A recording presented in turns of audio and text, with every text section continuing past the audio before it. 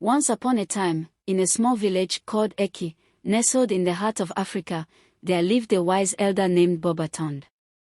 Bobatond was known throughout the village not only for his wisdom but also for his connection to the spirits of the ancestors, whom he often spoke about during the evening fireside stories.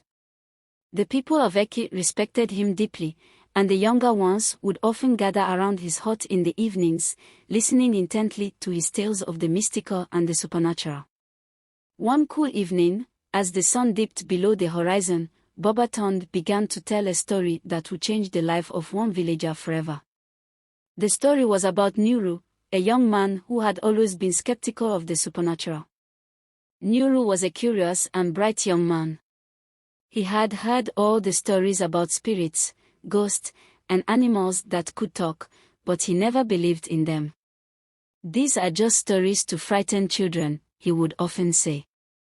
His family owned a small hut near the edge of the forest, and Nuru had always found peace in the quiet nature surrounding his home. One day, after returning from the village market, Nuru decided to take a walk in the woods. As he ventured deeper into the trees, he stumbled upon an old, abandoned shrine. This shrine was said to belong to a sacred dog spirit, a guardian of the village that had once protected the people. The villagers spoke of it in hushed tones, claiming that the spirit of the dog could grant protection or bring misfortune depending on how one treated it. Nuru, not one to believe in such tales, laughed and approached the shrine. He mocked the spirits, saying aloud, "If you're real, show yourself. I fear nothing." As the words left Nuru's lips, a strange chill filled the air.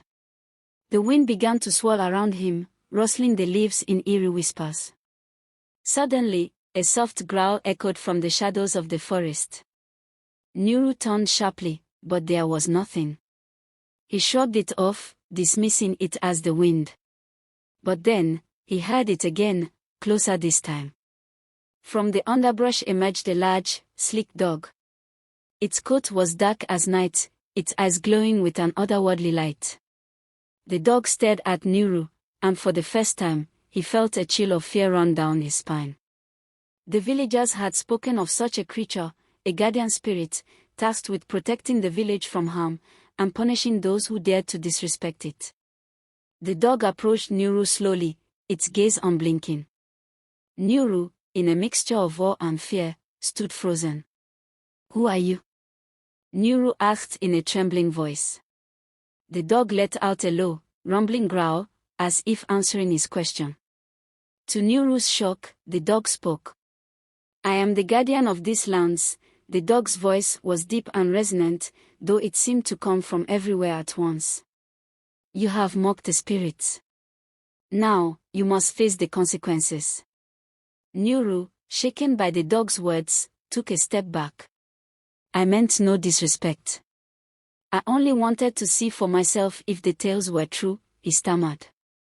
The dog's eyes softened, but its voice remained firm. "The spirits are not to be mocked, young one. Your disbelief has angered me.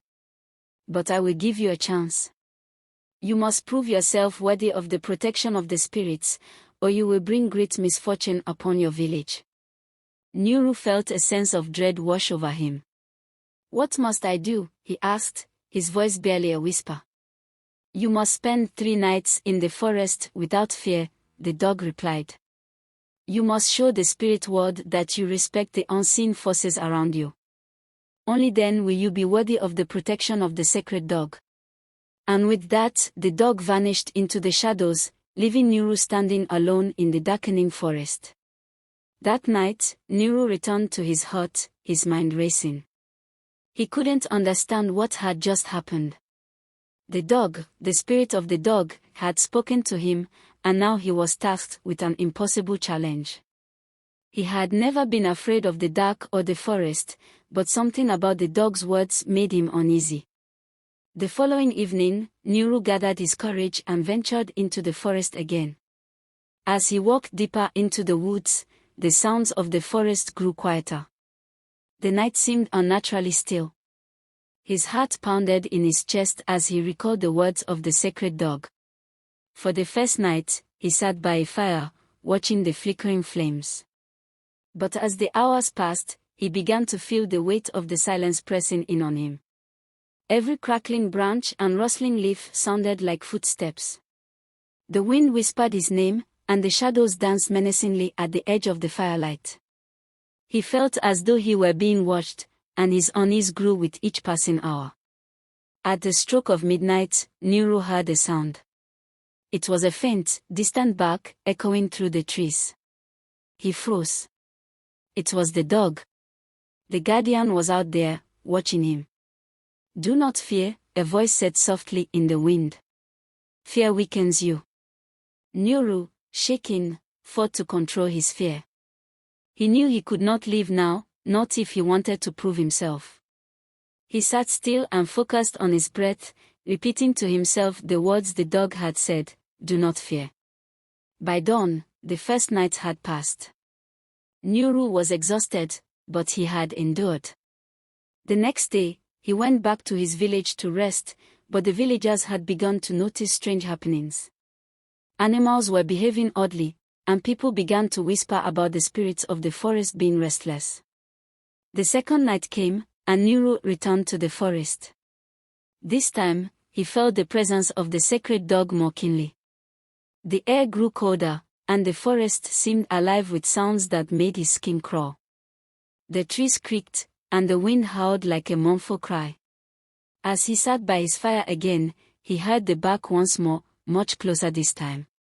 A shadow passed by the firelight, and Nuru's heart skipped a beat. The dog appeared from the darkness, its glowing eyes fixed on him. "You have done well, young one," the dog said, its voice soft but powerful. "But the third night will test you more than you can imagine." On the third night, the forest was darker than ever. The sounds of the animals were gone, and the wind seemed to stop altogether. Nuru could feel the weight of the forest around him, closing in. Then, the dog appeared once more, standing tall and proud in front of him. "This is the final test," the dog said. "You must show that you have true courage. You must face the greatest fear you have, without running away." Nuru closed his eyes and took a deep breath.